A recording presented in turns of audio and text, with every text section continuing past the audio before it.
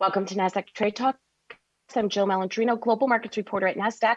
Joining me is Ben Jones, Product Development Specialist with Nasdaq Global Indexes, to discuss the growing demand for data, infrastructure, and internet services. Ben, it's great to have you back on with us. Welcome to Trade Talks. Thank you for having me on today. All right, and we're seeing that's been what you and I have been discussing over the past number of weeks, that growing demand for data and internet, of course, cloud-based services, those services that enable us to do our jobs remotely. Let's take a look at your first chart here and what you're looking at now as we continue to move forward through the work from home process. Yeah, we've talked about the strength in cloud companies and the cloud index over the past couple of weeks.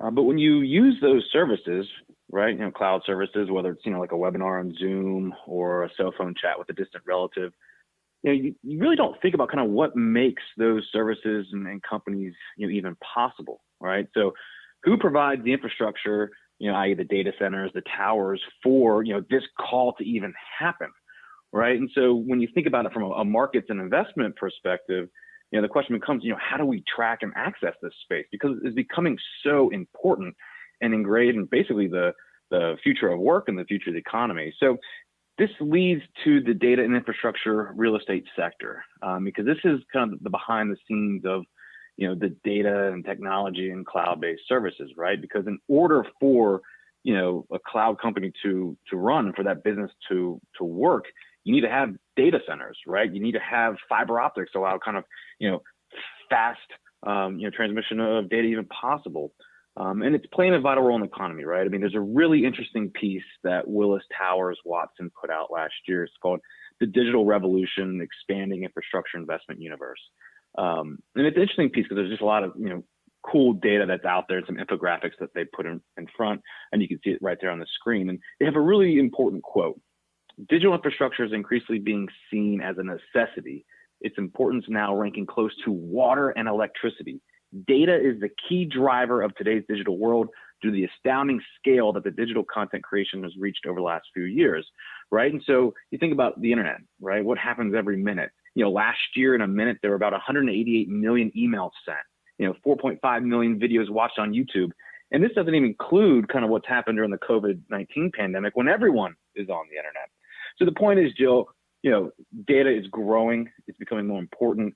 And I think an important part of tracking and accessing this space alongside a lot of these cloud-based companies and indexes is the real estate aspect, right? The infrastructure and data side to it, which is exactly what the benchmark data and infrastructure real estate sector index tracks. And that's what we're going to explore today. All right, so Ben, provide us with a review of index methodology and how you put these indexes together using the different kinds of constituents based on the theme that you're working on. Yeah, so the index is the benchmark data infrastructure real estate sector index.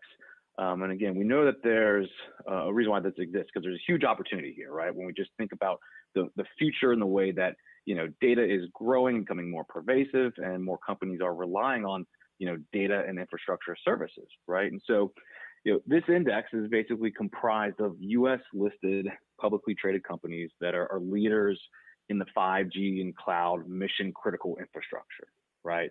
So think again, data, think infrastructure like towers and fiber optics, things like that. And according to benchmark investments, these companies, they attract tenants and earn income by building value throughout long-term investment cycles with their specialized business models. The index is reconstituted and rebalanced quarterly and is weighted in a modified market cap fashion. There are about 18 companies in the index at the present time. In the screenshot, you can see the top 10 by weighting.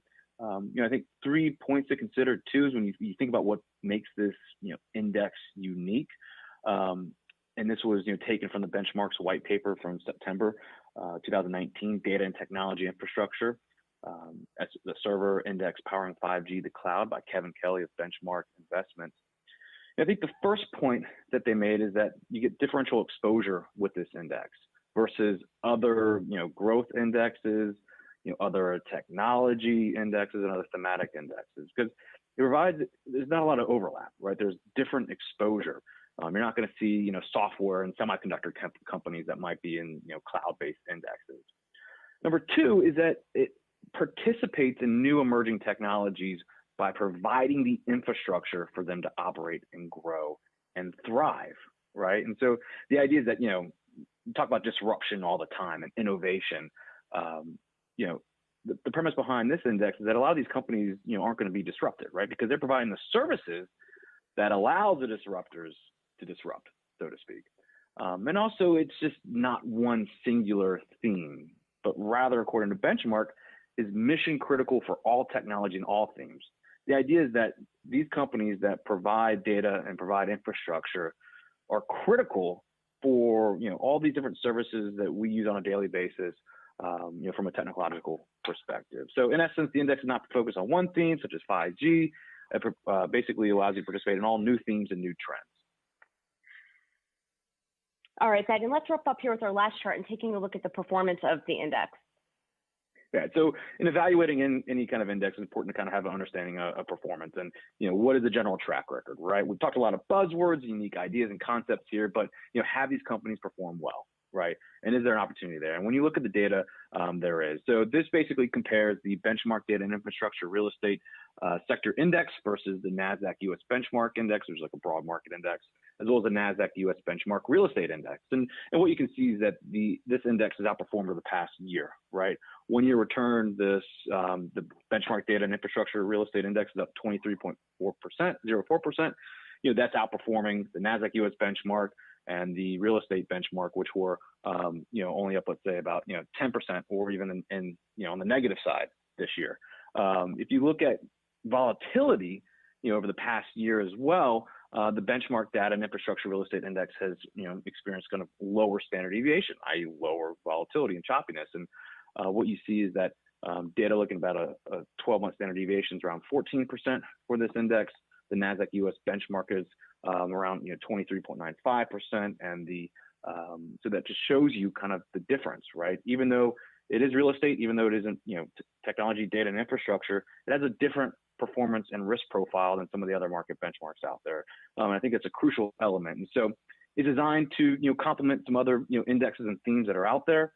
There's one ETF that tracks this index. It's the Pacer Benchmark Data and Infrastructure Real Estate Sector ETF, symbol SRVR. All right, excellent, Ben. Thanks so much for joining us on Trade Talks.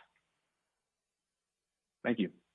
All right, and thanks for joining me. I'm Jill Malandrino, Global Markets Reporter at Nasdaq.